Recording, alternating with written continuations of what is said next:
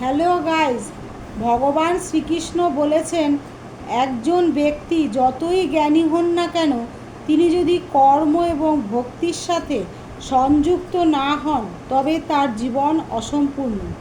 কর্ম জীবনকে গতি দেয় এবং ভক্তি জীবনে শান্তি দেয়। মনে রাখবেন, কর্ম এবং ভক্তি জীবনের আসল সার।